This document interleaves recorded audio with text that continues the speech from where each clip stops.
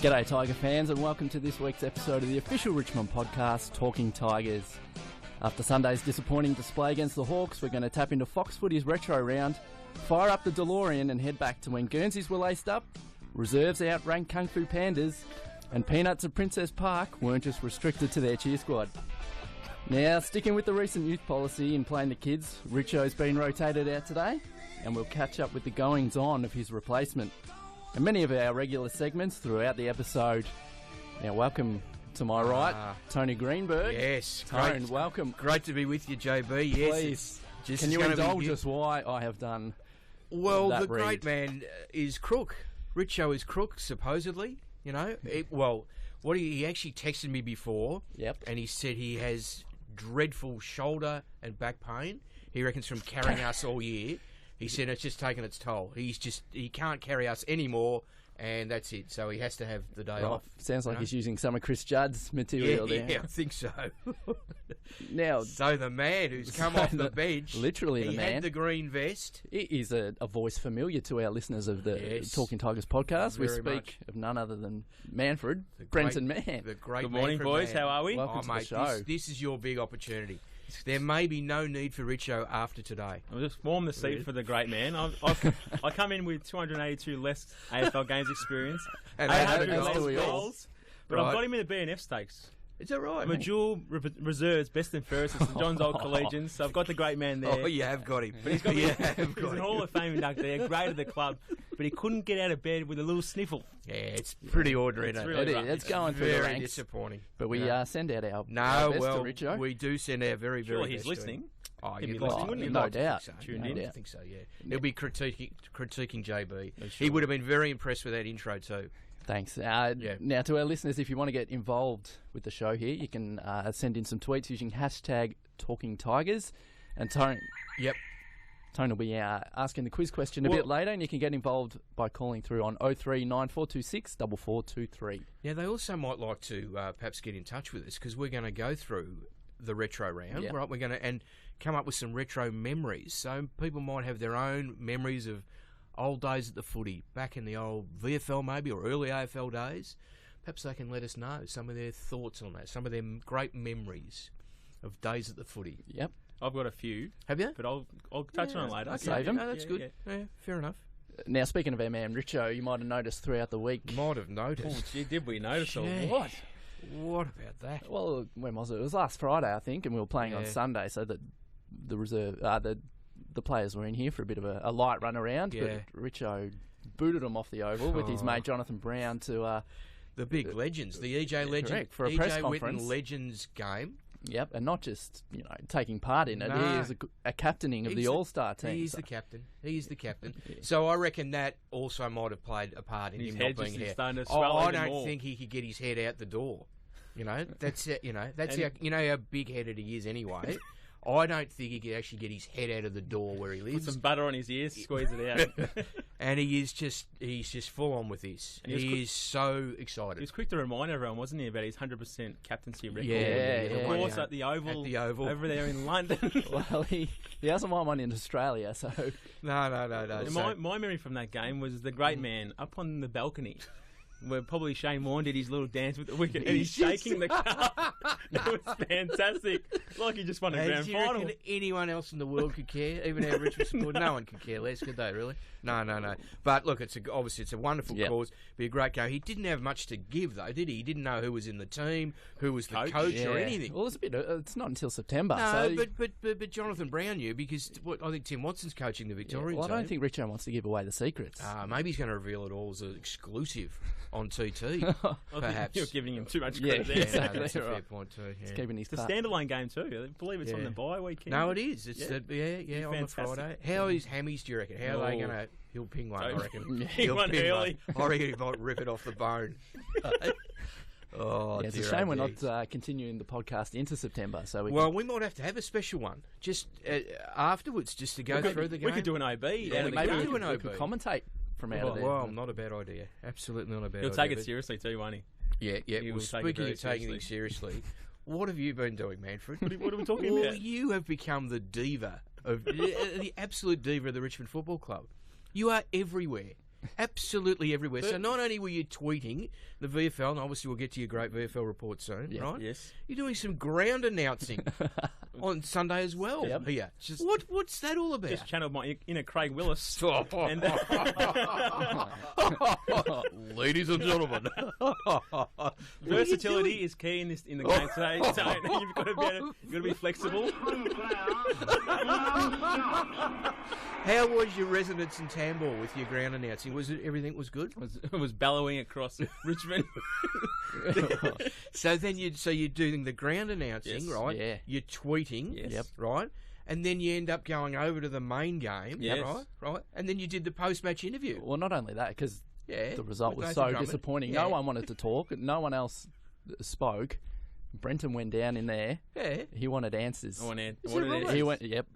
He wanted to talk to his man from the VFL, Nathan Drummond. I thought you meant he went to the coaches and wanted answers. I think Jimmy was coming to get stuffed, I reckon. Yeah, I think the door closed pretty quickly on that one. So you went to your man and you were able to secure this exclusive. Because no one else spoke to him. No, that's right. Nathan Drummond. That was very good. Fresh off his return to football after 15 months in no, between his first and no, second game. Tremendous. So that's on the website. So It people is. need to get onto that Yep. because it's a beauty. And before we go on, Benny Cashin just tweeted in saying he was in Adelaide at the time, saying everyone was up and about in Adelaide over the news that Richo had been named the captain. So Really? oh, it's just spread that Yeah, far. yeah. Not a lot goes on in Adelaide though. Let's be honest. It's a pretty sleepy town. Much like... Hello to our No. I spent a week there one night. It was fantastic. Yeah.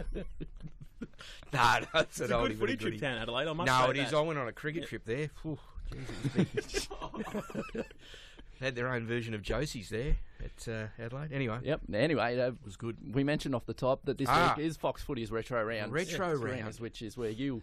This is where you'll come into your element. I am in my element with Retro Round. There's I no might doubt. say you're probably the elder statesman of this table Oh, here. is it fair to say that? Yep. And it's fair to say that, yes, I did probably see my first game a fair few years before both you young'uns Certainly You did. young'uns, yeah. Getting on a so bit, though. I saw my first game in 1965, so there's been a lot of change over that 50-year journey. Well, you in would have football. seen some of the But good times. well, you mentioned some of them. You stole a few, which were the sorry. good ones. No, that's all right. But the lace-up Guernseys, absolutely awesome. So that's I think Richmond was the first club to get the lace-up Guernseys from, and that we just spoke about Adelaide, but that was the South Australian football. They were huge on their lace-up Guernseys, and clubs like Sturt and Port Adelaide wore them. And I think we'd gone over there for a end-of-season game, and a few like Kevin Bartlett, the great Kevin Bartlett, a few others really liked the look of the lace-up Guernsey, so they started wearing the lace-up Guernsey. We were the first to wear the lace-up Guernsey, and a few other league clubs obviously after that. So, and then eventually they were banned because one player got his finger caught in the lace-up Guernsey, no. and of course the reactive. Wow. That That's was all it. fun and games. That was it. No more lace-up Guernseys. You should bring them back. It'd be brilliant. What else did you mean? Oh, the dressing gown. Now, you were telling me that Sydney still wears the dressing gown. A couple of them, yeah. I remember. Really? Well, Adam Goods used to wear one until he retired, but Dane Rampy up there has taken it over, and you know, the man with a very interesting moustache and a dressing gown on straight after the game looks like he's come to clean the pool. A bit of adult entertainment. But anyway, Really good. But back then, dressing gowns. Oh, no, were, dressing gown used to have the tiger on the back, so it's sort of a big tiger on the back of them. But and then of course they had the oranges at 3/4 time. Yeah. So it was just nothing now. Nothing given You them got now. snakes now. Snakes now. Right, Snakes, okay. 3/4 time. Powerade cups. Go right. Now, apparently in the real old, this is really retro, right? This is way before my time. But at 3/4 time, it wasn't unknown for players to have a cigarette, right? This is true. Have a dart and a little sip of rum or whiskey. That's true. And just Robbie McGee he had a smoke on the ground after the 74 grand and final. a beer. Yeah. And a beer, yeah. But so that. Now you sort of mentioned about adult entertainment, right? But mustaches on players were huge back in the day. I mean, back in our last premiership side in 1980. And not these modern day ironic mustaches. No, the real these things. were real good things, you know. So yeah, well, Bootsie's never sort of outgrown his mustache, of course, but Flea had one. Michael Malthouse. Mickey Malthouse, Roachy had one. The General. Jimmy Jess, of course, had the full beard and everything. The Ghost. The Ghost. But they were huge back in the day. We'll go through. Might go through. Do you want me to go through all this stuff now, or just bits and pieces? Keep going. I like it. Of course, the yellow shorts that we wore, and we bought. Yeah, we were only for a very brief period. And then they were banned by the Noise Abatement Society for being too loud, those yellow shorts. They did make a return.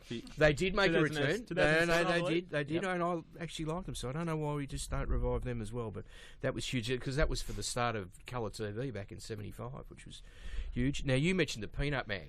Yeah. You mentioned the Peanuts at Prince's Park, right? Not just the cheer squad there at Carlton, but the Peanut Man used to go around, peanuts, shell in a bag, peanuts, shell in a bag, peanuts. Now, and I don't think he's with us anymore, sadly, the Peanut, but he was absolutely iconic. Yep. And I found out only relatively recently, in the last couple of years, that Matthew Boyd, who plays at the Bulldogs, a great veteran of the Western Bulldogs, is related. I think it's like his uncle or cousin of his. Anyway, a little bit of trivia there. Now, the Hyde Street Band, who used to play at the Western Oval, right? And that's the old gag. Who played on the wing at the Western Oval for 20 years and never kicked a goal. It was the Hyde Street Band. They were just magnificent. You'd go to the Western Oval, and there they'd be, providing the entertainment at pre-game and half-time and everything. And the other thing was the... you're just looking at me blankly. No, I'm not. No, I think that's I'm your normal look. Sorry, that's just your normal look. Sorry. I'm in trouble. No, but the cheer squads. I don't know if you remember this, but cheer squads at half-time, right, would collect coins in blankets. Right. They'd go around with blankets and people would be throwing coins, throwing the coins into the blanket. It's like church. I don't know what they did with them. Maybe it was for their floggers or floggers. Yeah. You know what a flogger is, don't you? Yeah. What else have you got, Tone? What else have I got? Well, standing in the outer, of course. There was the game is very sanitised. Standing on Coke cans and everything. Well, yeah, but see, my father made me, when I was just a little kid going to the foot, he made me a little stool to stand on, a lovely little wooden stool. But, geez, did you see some stuff in the outer of those grounds? Well, when you could bring eskies in. Oh, yeah. And then they made a restriction, you could only bring in 3 slabs per person or something. Yeah. And just then cut it down. And then the toilets, particularly at Prince's Park, would be overflowing, so blokes would be out the back behind the scoreboard just doing what they had to do. It was extraordinary. When the time strikes, Tone, you just got to... No, very, very true. Of course, streamers on the field. Yes. Yep. You look at vision of some of those old grand finals in particular. Just, you can't believe that the players could even kick the ball. There was that much rubbish on there. Yep. So streamers and telephone books, they'd rip up the cheer squads would rip up the old telephone books like confetti, and it'd be everywhere. Just a massive streamers and confetti, and it was awesome. Even the banners around the ground. The banner, Tigers. That's a good. It's not advertising. There wasn't advertising. It was called Tigers. That's a very good one. And I still remember what the Richmond one said. It was ruthless Richmond on victory we thrive, eat 'em alive. Brilliant stuff. Great Fantastic.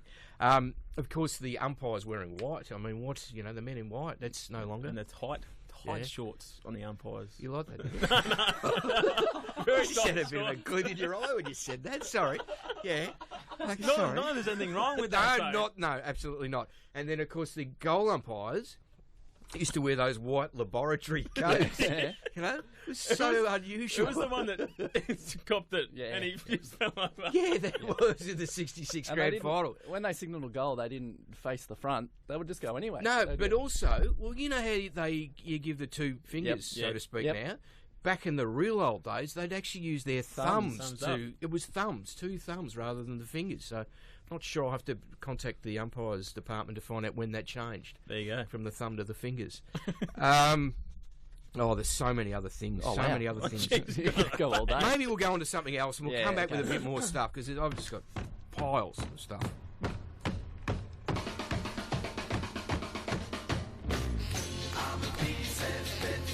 The tidbits. That was it, wasn't it? They were the tidbits for the moment. But why? What have you got? Part 1. Oh, we're going with the tidbits now. Have you got... now that the Sconners have played the sting, we may as well go with it. Really? Sconsy's running the show here, boys. Now, if you cast your memory back to last week, you were on a roll with your tidbits. Yes. I decided I'd throw one in of my own.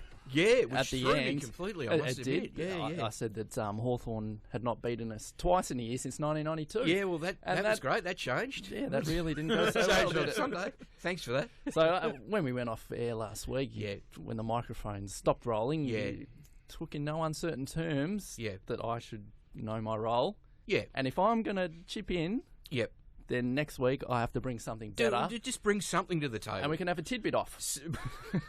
Yes. Yep. So this week... Right. I reckon mine are... Yours are good, bit more substantial than yours. I'm going to go with what I've got. So... Okay. Well, this is different. The great little man I'm not from, sure Richo would allow this, but that's good. He's not here, so up in bed. So go for it. So this week, a fantastic achievement by North Melbourne's Brent Harvey in breaking the game's record. I thought you meant his book. There's a bit in that. There's a bit in that. But this week he's going to break Michael Tuck's record for most games, which currently sits at 426, and he'll go past into 427. He'll become the 14th man to hold that the game's record. Now, interestingly, 4 previous Richmond players have retired holding the game's record. Oh. The first one, Charlie Panham. And you might think, well, Charlie Panham is a Collingwood icon, legend. He played 193 games, but in his last season in 1908, which was, of course, our inaugural season in the VFL, he played for Richmond. Played 14 games. He did. And he retired with the most games at that time, which was 193. And you know who Charlie Panham's, I think, nephew or grandson? I think nephew. You got me here. Lou Richards. Yeah, right. Lou Richards, He's a decent player himself. Yeah, small word. So then after Charlie, Fred Elliott and Jock McHale held the record until Vic Thorpe came along, Vic Thorpe, who was inducted as a Tiger Immortal in the Hall of Fame last year. Yep. So he went past the record of Jock McHale at 262 games, retired on 263, held it there until Gordon Coventry broke his record. And Nuts Coventry. Nuts, yeah. Played 306 games for Collingwood and retired until the great Jack Dyer came along. Captain Blood, of course, needs no introduction here at Richmond. No. He played 307. He broke the record at 307 games and retired with 312. 312, that's right. 1949. Retired in 1949. Yep. And then after Jack Dyer, some of the greatest, including Jack Dyer, some of the game's greats held the record. Dick Reynolds, Ted Whitten, John Nichols, Kevin Murray, John Rantel, until KB, the great man, came along. So John Rantel held the record at 336 games. KB broke it at 337. Can I tell you the day that he broke it? What happened? It is a retro round. The day that he broke it was the qualifying final of 1980. Now, we'd been beaten, we were top of the ladder and were beaten by South Melbourne in the last home and away round of 1980 at the Lake Oval, right? So we dropped from first to third. We played Carlton, who was second at Waverley, the day that KB broke the record, and we absolutely cleaned them up, and KB kicked 6 goals. One of the great final series of all time in 1980. It was indeed, my word. Yeah. So KB retired in 1983 with 403 games, the first player to break 400. Then Michael Tuck in 1990 broke the record in round 22. Well, of course, a Richmond flavour there with his son Shane. Yes, correct. So we could claim that, or nearly. nearly claim that.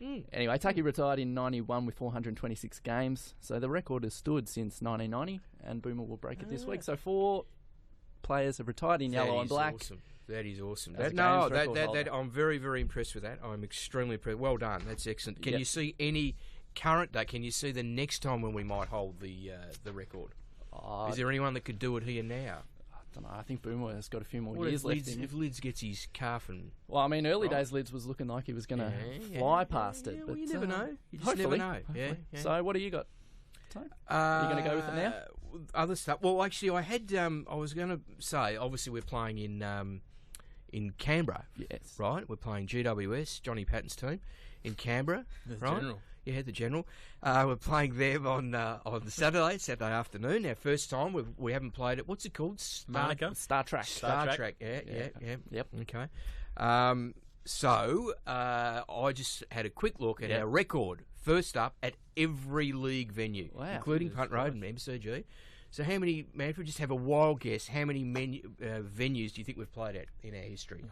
League football history. 20? Do you want to phone a friend? Or? You're going to give me a couple options or what? You just put me on the spot here, Tone. Higher. 40. Lower. Anyway, Green has got it. Yeah, no, anyway. It's you're way off. I'm just wasting time now. It's actually 34. You've got more time than most. Yeah, no, true. No, that's very true. So 34 times, this will be our 35th. Now, of those 34, and that includes first time playing at Punt Road, MCG, right? It's absolutely fascinating. There's ovals like Yarraville Oval, where Footscray played one game. Coburg Oval, where North Melbourne played a game. East Melbourne, where Essendon used to be Essendon's home ground for a while. Anyway, Toorak 34, Oval. Toorak Oval, yeah, the old Paran. Of the 34, 11 wins and 23 losses. So not a great record first up. Okay. Let's hope that changes. Let's hope it changes. Hey, we need to get the quiz question out there. Yes, we do. I think it's going all right without Richo, to be honest. Just smoother without his big-headedness, you know? It's good. It's big bonds, isn't it? Yeah. Massive bonds. Massive bonds, yeah.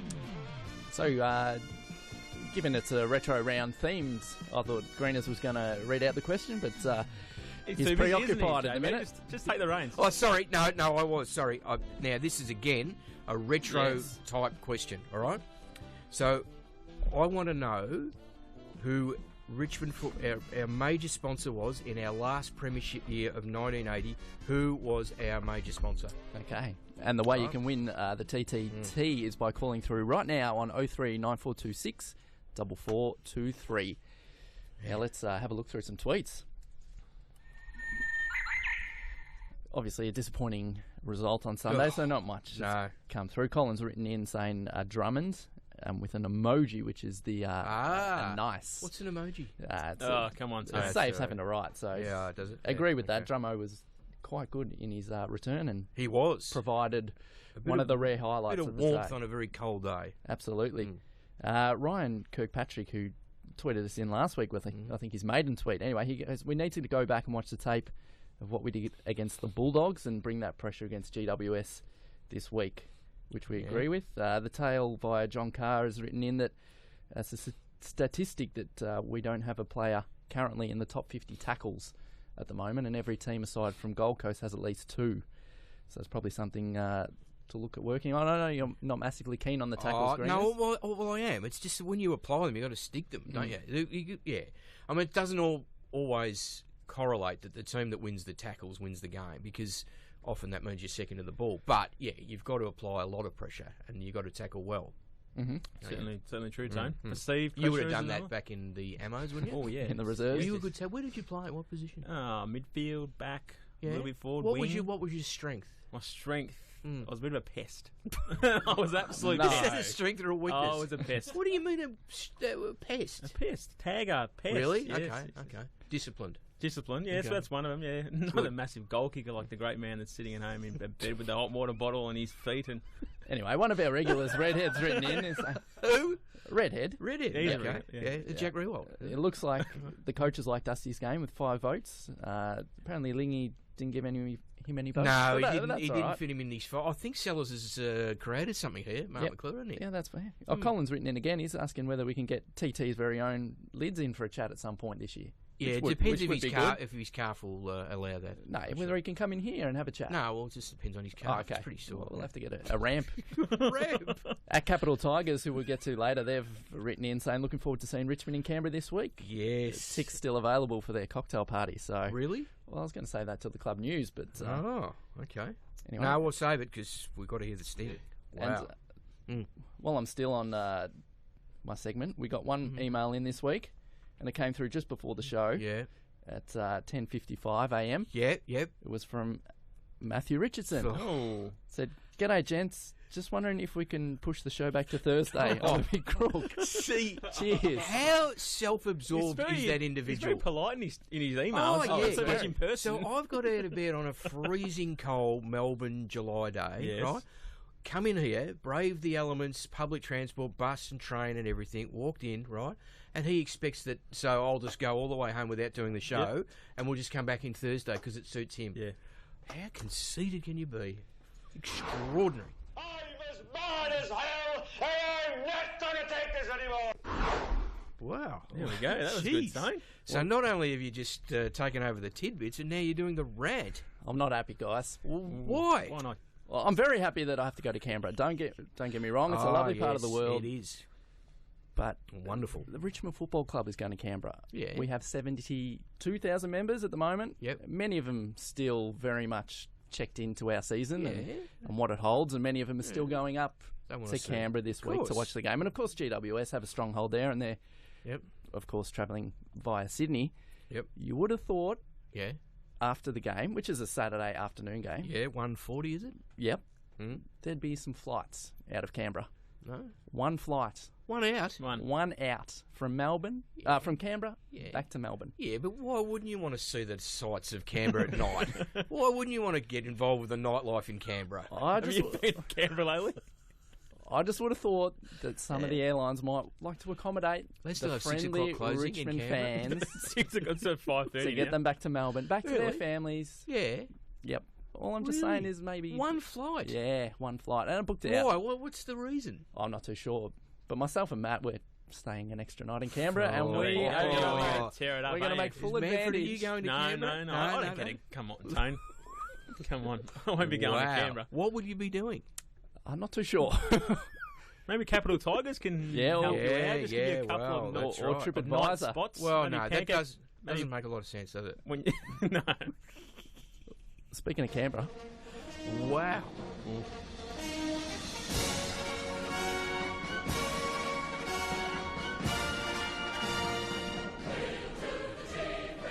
Now, guys, in Richo's absence, I can't do Chief Watch justice. No. But all I can say is... You've had a go at everything else. Oh, no. Poorly. But let's just say next week, tune in for a special edition of Chief Watch, because I think... It makes sense. The Chief had a seat on the flight back. Yes. He made sure that someone else could get on so he could stay an extra night of course. in Canberra. Because he's in his element. Has he got a room at Kirribilli? I think he's booked a few meetings. Yeah. I'd say that both sides. But I would say both sides. Yeah. Yep. Yeah. So he hedges his bets, doesn't he, the Chief? Greens, Pauline Hanson. Everyone. The Animal Justice Party. It wouldn't matter. This year. Yeah, the online voting. Ricky Stewart, is Ricky Stewart. Is he still involved? I'm not sure. No, I don't think he is. So anyway, all I'm going to say is when Richo's back next week. Oh, it will be a massive one. Tune in. He will cut loose there. Absolutely cut loose. Is he just out for one, the Cho? Is he... Oh. He might be a test. Could be a TVC. He might be coming up.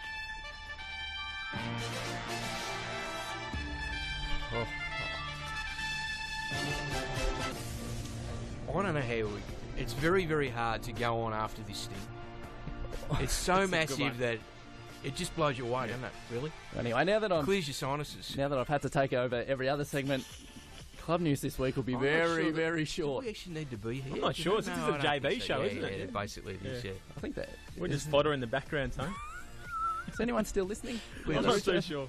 We're just pawns in the game of life, really, aren't we? Now, you spoke about Star Trek Oval. Oh, Star Trek. Monica, earlier. Yeah. This Friday afternoon, we'll be having an open training session at Monica Oval. So, from 4 p.m. till 4:30 p.m. Yep. Get on down via the West Gate, which is the main entry.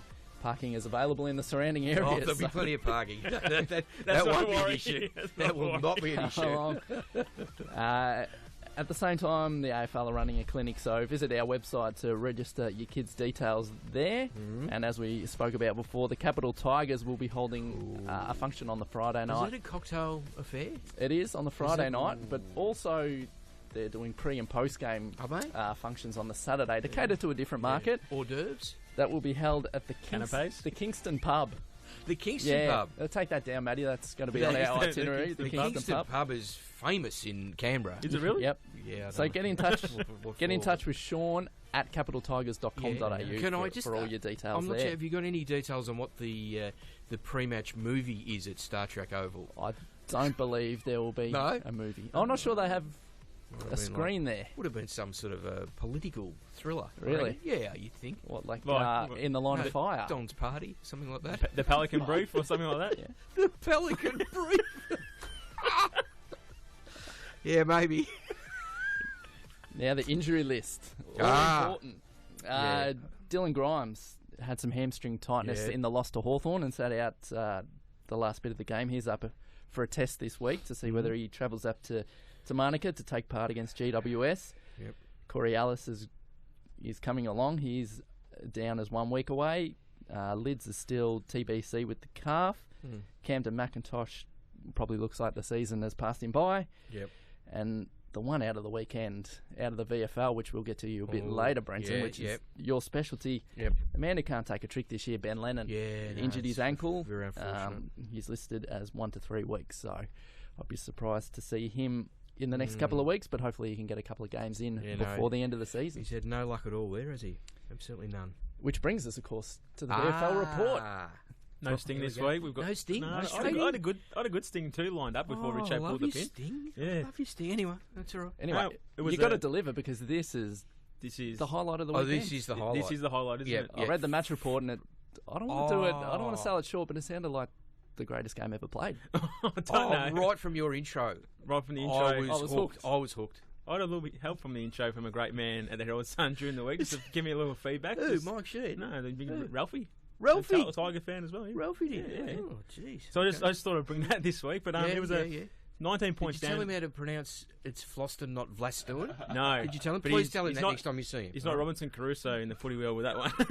they've teamed to all just Mark stuff up. Boom, boom. Yeah, go on. 19 is huge. 19 points down at three-quarter time, Tone. Trailing Box Hill Hawks were fighting for their finals hopes, to keep their finals hopes alive. And we came out with an 8-2 final term and turned the game on its head for a 16-point win. Were there any signs of that leading up to it late in the third quarter or anything? Our third quarter, we probably got the game back on level terms. Our first half wasn't fantastic. Mm-hmm. Going inside 50, we pretty much butchered the ball, and turnovers in defensive 50-handed Box Hill pretty much easy goals. But in the third term, we arrested back the momentum slightly through Ivar Maric. Yep. The great man should have had 3 in the third quarter, but he had just had to settle for a double. Right. But in the final term, it was Maric, Basher Hooley, Ty Vickery, Andrew Moore, Tom Couch at a VFL perspective that really dragged us across the line. And of course, Marbiol Chol, which you alluded to that opening, was fantastic. His 5 disposals for the day, but Fly put it down as his best defensive effort for the game. Yep. And with the game on the line with Box Hill putting another attacking 4A forward was a key moment, and Marbiol beat 3 Box Hill opponents on the wing, got the ball out of bounds, holding the ball. That's great. Launched it inside 50. Andrew Moore took a fantastic contested mark, kicked the goal, and the game was done from there. That's brilliant. Absolutely brilliant. So from an AFL perspective, obviously Andrew Moore was good with 28 disposals, 9 clearances, 6 tackles and 2 goals. Yeah. Probably for the last 6 weeks, he's been really knocking down the door. Yeah. So for another AFL opportunity, Jacob Townsend. Yes, I was going to ask you about him. He's coming up in probably later in the show. Jacob Townsend with a GWS theme. But he spent more time in the midfield this week and finished with 28 disposals, a goal, 6 marks, 11 inside 50s, which was outstanding, 8 clearances, as I said, a goal and 8 tackles. He was phenomenal in the last quarter as well. And the great man, the returning man, Basher Hooley. Yes. Was first game, about 10 weeks? 11 weeks, I believe. But he was outstanding. Don't get a little smirk on your face. No, his wrist injury. You're trying to throw me off. Come on. Yeah, go on. Basher Hooley was fantastic in the fourth quarter and really set the tone. So where did he play? He got thrown into the midfield, which was fantastic. Coaching move by Fly and the powers that be, but with him, Ivan Maric in the midfield, really good arrested the ascendancy and we smashed him out of the middle in the last quarter. What about how did Adam Marcon go? Because he's been in very good form. Picture of consistency. Adam Marcon, he had 21 disposals again, played wing, forward, and midfield. Okay. Also kicked a very nice goal in the last quarter and saluted it accordingly. Is that right? Yeah, really good. Yeah. Ty Vickery, how did he go? I saw he kicked a very nice long set shot in the final quarter. It was Vickers' move forward in the final quarter. He kicked the first one into the opening goal of the final quarter in probably the first minute. And then he kicked, as JB alluded to, a fantastic set shot from outside 50 that really got us within a point, and we didn't look back from there. Yep. So he was. I wouldn't say he was a standout, but he stood up when he needed to. Yeah. Okay. What about Dan Butler? How did he go? He was a bit down on last week's performance, but his intensity was still there. Okay. He had 2 opportunities to kick goals. He tried the karate kick style over the head, but he too much Kung Fu Panda 3 you've been watching. Too much Kung Fu Panda 3, but he kicked 2 behinds, but he's building once again. That's good. That's good. So Fly would have been just delighted. He was delighted, but after the game in the rooms, he just reminded the players that in their game against Footscray, they let one slip that they shouldn't have, and they just this week the leaders stood up when they needed to. That's great, and which was fantastic. Yeah. Did you have a role in the rooms after the game? I didn't have a role in the rooms. You sure? About the only thing I didn't do on Sunday. So where are we now on the ladder?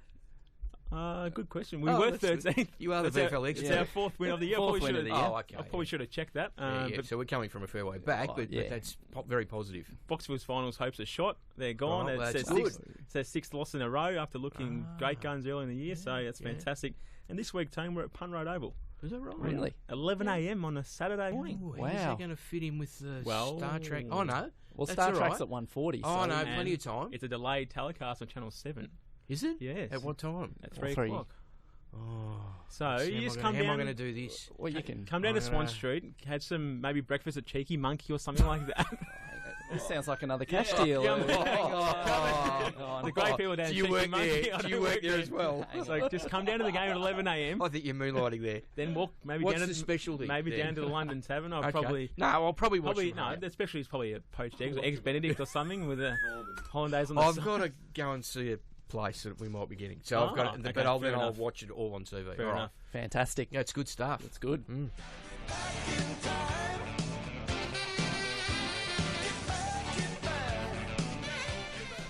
Now, Tone, if you have a deposit of $5,000, not too much for you. I don't, but anyway. And can save $15 a day, Caden can kickstart you into your own one-bedroom apartment.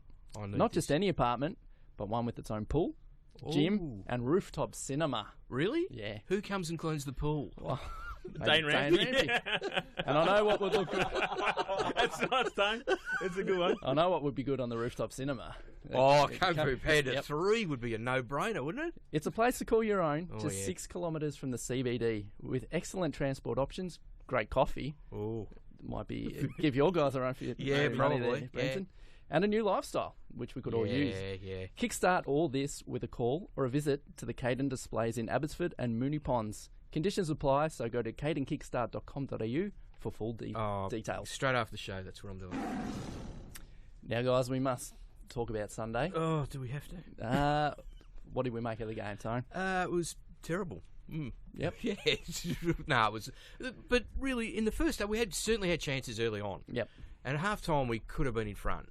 I think in the second quarter especially, we had chances to get in front. Could have been in front, definitely. And even late in the third, we were still, we were still in the game, really. But does that make it even the more disappointing? In that, I mean, they are the 3-time reigning champions. They're 2 games clear on top of the ladder, but they weren't playing their best football. No, they weren't.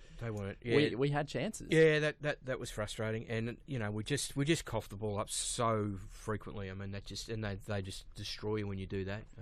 They're just so precise with the way that they play that any mistake you make, they capitalise fully, and that just hurt us massively, obviously. So. Not a lot of positives. I mean, obviously, Drummo, who we mentioned before. That was, he went pretty, started really well. He had that shot at goal that he missed, and then he got that goal, snapped that goal.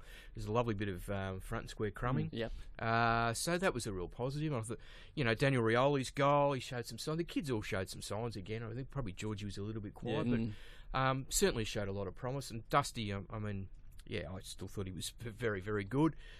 Just keeps racking him up, and look, he and Rancy's performance again, across the back line, might have been a fair bit more significant. The loss had they both not been out there, for sure. Yeah. Well, this week we're playing the team who's ranked the number 1 attack in the competition. I dare say if you cough the ball up like that, with their pace, they're going to make us. Yeah, you just like to see us take the game on like we did against the Bulldogs. We were really, really positive. It was probably. Well, that and Sydney were clearly our 2 best performances of the year, and we just took the game on both those occasions. So just be great to be able to see that, and just have a real crack at them. It'd just be nice. Now, Brenton, I'll throw to you to kick us off with the votes. Yes, we were watching the game not too far from each other. How did you see it? Well, we'll start with Tone. Oh, we'll start with me. No, we'll start with you. Okay. I gave 3 votes to Trent Cotchin. I thought around the contest. I know Tone gave me a little clip before the show. No, mate, they're your votes. We can all have a 3 votes. Doesn't matter how wrong they are. They're your votes. Thought his leadership around the contest was serviceable on the day. We have 2 votes to Anthony Miles, who I don't know, he continually just gets under the guard of opposition teams and even the Richmond faithful. I think he's fantastic. And 1 vote to Alex Rants. Right. Couldn't fit Dusty in anywhere there. Sellers, could you? No. You can't get 3 votes every week, Tony. No, it's also about influence. No, you can't. So I'll throw to Gamovo. Yeah, 3 votes to Dustin Martin, clearly our best player. 2 to Rancy, clearly our second best, and 1 to Milesy for all the reasons that you said, Manfred. Yeah, well, I'll go to my votes. I couldn't find a player who was better than Dustin Martin for Richmond, so I gave him 3 votes. 2 votes to Anthony Miles for the reasons we've all mentioned, and 1 vote I gave to Alex Rants for pretty similar to the North Melbourne game in Hobart earlier this year, that if we didn't have Rancy in the team, goodness knows what could have happened. Now you'd like to think I know there's a big All-Australian meeting coming up. Today, is there? Is it? Is the great man I don't know if Richo can make it. Is the great man going to climb off the canvas? Is he going to make that All-Australian maybe meeting? not, because he's wondering, could you fill in for him if he can't get there today? I'm sure I can. I was make my way down. There's a free lunch on the side. Mate, I know you got a lot of gigs on. Who else is on the panel? I'll sit next to... Who else is on that I think panel? Richo might have sent an email to Jared Healy saying, can we push it back to Thursday, boys? Big crook. I don't doubt it. I don't doubt that for a minute. The conceited individual that he is. Anyway. You'll probably try and get a sponsorship out of this. Now, he will. He will. Now, the leaderboard. Yes. We forgot last week, didn't we? So we'll go to the leaderboard, which is... Wow, there's a bit of distance here. Dustin Martin leading the way with 86 votes. From Trent Cotchin on 53. Alex Rance, 35. Jack Rewalt, 27. Anthony Miles, 23. And Sean Grigg, the other, to feature above 20 votes, and he's on 20. So it looks like... don't think they can catch it. Well, you never know. Oh, doubt it. Well, if you do the maths, Tony. Richo was doing the math. That's what confused me. He's got no chance in the world of being beaten, but Richo still thinks he might, because he's not one of his strong suit, math. Hey, Tony, this is your segment. This is one of the all-time great segments in football podcasts, this. Yellow and Black Bookers. Do you want me to go first, if you can? No, well, I was let down. Liam McBean let me down. Mind you, he had a couple of shots at goal. I said he kicked 3 goals. Career high, but he should have kicked at least 2, quite possibly 3. So anyway, it's not really my fault. Liam let me down there. This week, you alluded to this before in your concise VFL report, Manfred, but Jacob Townsend, who went very well, he had 11 clearances. 11 inside 50s. 11 inside 50, sorry, and a stack of clearances. And 9 clearances. Right, and a stack of disposals as and well. 28 disposals. Thank you. I am tipping him... Right, I'm not a selector. You are, of course, now. Match committee. Yep. The Chiefs will look out soon. I'm tipping him to return to the senior side against his old team, GWS, and have an impact. Okay. I reckon he'll be very physical there, which he is anyway. But I think he'll... Yeah. And if he doesn't play... I reckon he might line up Johnny Patton, particularly. Really? Yeah. He's in good form, General. Yeah, but I reckon that he could run right through him. On and off. Towner. All right. Manfred, let's throw to you. And before we go, let's just say the last fill-in we had for a Yellow and Black Book special never didn't set foot in. No, has never worked here again. Who was it? Pikelets, I believe. Yeah. The chief made sure he never... No, it was that bad. Again, was that bad, was it? Yeah. So no pressure. Anyway, let's touch on... No, please. Well, Richo's Yellow and Black last week was for... our defence to keep Cyril to just the 1 goal. Well, he was a bit unlucky because when Grimesy went off, that was the the door for Cyril, didn't it? Really, and I think he ended up with 3. But so that's most goals on the ground. That's a cross for Richo. Brenton, I'll go with Nathan Drummond to have 15 disposals and kick 2 goals. Oh wow, I like it. Yeah, it's good layers as well. Yeah, 2 layers, concise. Yeah, that's good. Well, last week my Yellow and Black had. I know it's not a stats-based game, but at 3/4 time, I had a look back and I thought, we might be in with a chance here. Taylor Hunt, I said he'd get the most possessions he'd had for the year. At 3/4 time, you're sitting on 19. That's pretty good. He fell 1 short, but I thought he played probably close to his best game for the year. He was no doubt. Very unlucky not to get in the votes, actually. He's been good for a month, I think. Yep. Yeah, no, he has. He has. True. So it was a little bit short there. And this week, I followed your lead, Tone. I'm going to go for someone from the VFL to step up into the AFL. I reckon it's time for Ty to come back, and I think he'll kick 3 goals against 3 GWS. Goals. Yeah. Yep. The Monica over specialist. That's good. Yeah. Star Trek specialist. Can I just need to go with a few more of those little... Is that all right? Can I go with a few? Because I've got them. Or can I go with the gadget? No, I've got them. Is that all right if I go? Yeah. What do you I'll got? go with I've got a few more retro moments. Right? Oh, okay. A few more retros and everything. He just loves to sting. Sconner's working brilliantly. He's on top of us. He's moved into a new place, Sconnor. It is a good sting. He's very happy there. It's a great skin. Up near the Peacock Hotel. You sorted a bloke out there. I didn't sort him out. He was getting a I bit just put him unruly. aside. And I didn't realise you were a bouncer there as well. You can take the boy out of Narry Warren, but you can't take the Narry Warren out of the boy. And just occasionally, you just got to tell him just to settle, just to calm your farm. It's unbelievable. There's no end to your magic, is there? Really? What do you got? Well, we mentioned before, but suburban, the uniqueness of suburban grounds back there. Yep. Now, I don't know, did you, you're probably both too young to have gone to any other I went to a few Princess Where Park. did you go, Princess Park? Vic Park, occasionally. Yeah. I remember one day at 95 we smacked the Eagles at Princess Park. Yeah, that's right. Yeah, I think Nathan Bauer started that day anyway. Stewie Maxfield. But you see, I live very close to Moorabbin or St Kilda, Moorabbin Oval, so that was very interesting. The animal enclosure. Linton Street.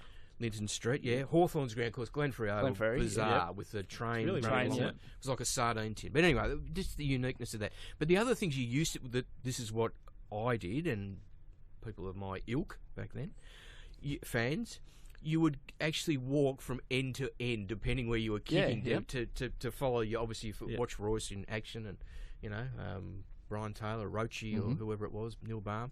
So you'd walk around the ground just to be behind the goals where you were kicking, which obviously you don't do anymore. Because woolen Guernseys, those thick woolen Guernseys. And collars. And the collars, yep. Burley definitely. Seacom. Now, of course, these are gone by the way of the dodo. Torpedo punts, you very rarely see. Very rarely. Yeah. He did too. No, that's a good point, yeah.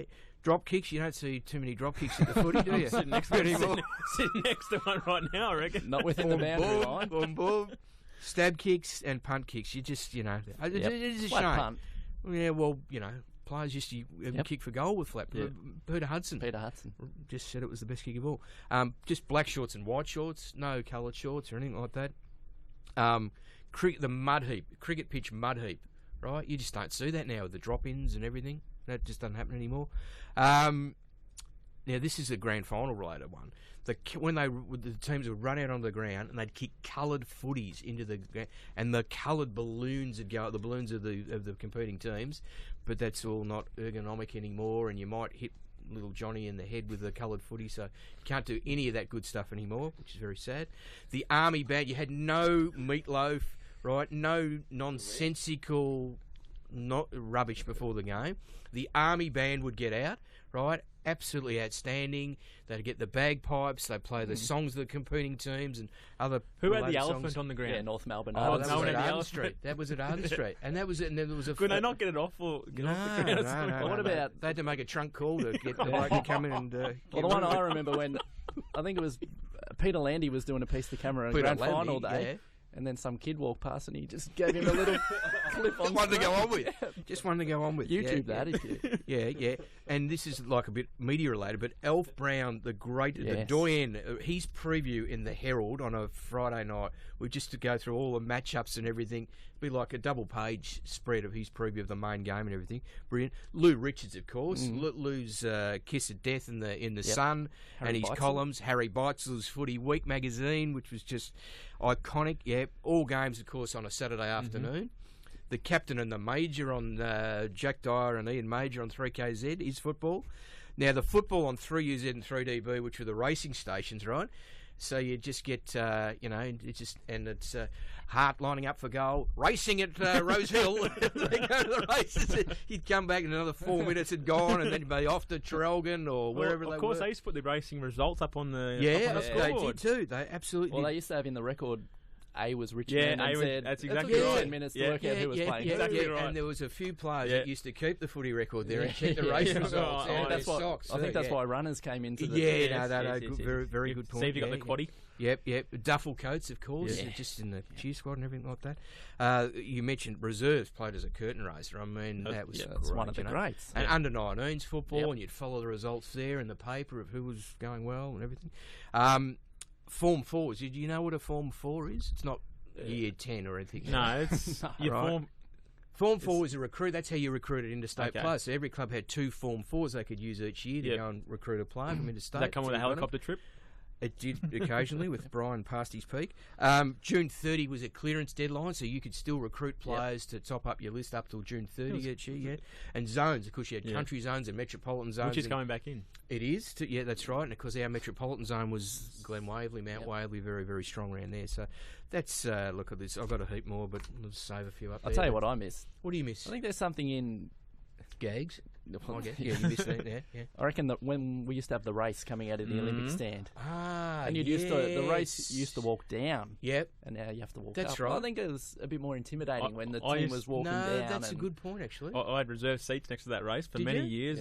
Yeah, me too. Verbal barrages got drilled to some player to tell you what. I think you might have been the one that Richo gave the bird to. No, it wasn't me. Okay, all right. I remember one day, it was a 95 semi-final. Yeah. A bloke threw a pie at an umpire, and that was fantastic. We don't condone that. No, not that we condone it, but it was it might have been the turning point. You don't see those kind of things anymore. No, the good point, because we were just wearing white back then, the umpire just stood out with the pie just landing on there. That's a game that's not so much retro. It was 95. Oh, it's still pretty retro. Yeah, that's a game that stands out. It will always stand out for me. And the Tigerettes, do you remember the Tigerettes? And was it the Swanettes as and well? And the Bluebirds. The Bluebirds, yes. There you go. And Helen D'Amico. And yeah, well, we won't go there.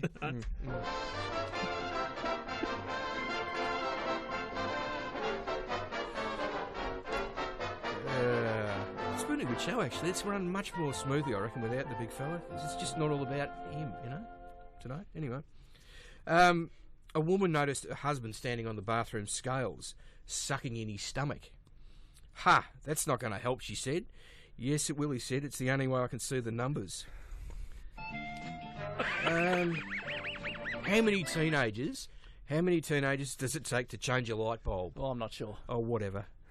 Come on. Are these the gags? I think Richo provides the gags. How many telemarkers does it take to change a light bulb? Not sure. Only one, but they have to do it while you're eating dinner. Oh, God. I invented a new word the other day. Did you? Yeah, plagiarism. Is there a punchline in any of these games? How many sheep does it take to make one jumper? Don't know. Oh, it depends how well they can knit. I don't think it's Richo that's just taking a week off. Where do you find a no-legged dog? Right where you left it. Yeah. Why are packed sporting stadiums so cool? Packed sporting stadiums so cool. A lot of fans. Sure. Well, because every seat has a fan in it. Yeah. And what kind of exercise do lazy people do? Not sure. Diddly squats. And that's it. Great show, fellas. Well done. Tremendous. And a good cheer out of Richo. Yeah, absolutely. I hope he's feeling a lot better. So thanks for tuning in, Tiger fans. And Richo, please get better next week. Manfred's off to the All-Australian meeting now. Yeah, absolutely. Well done. Me and Jared. Thanks for filling in, Manfred. And Green is always great to see JB, you did a tremendous job too. And Tiger fans, get behind the team this week as we go to Star Trek Oval. Take on Johnny Patton's boys at GWS. Come on. Let's hope we can get the job done. Go Tigers.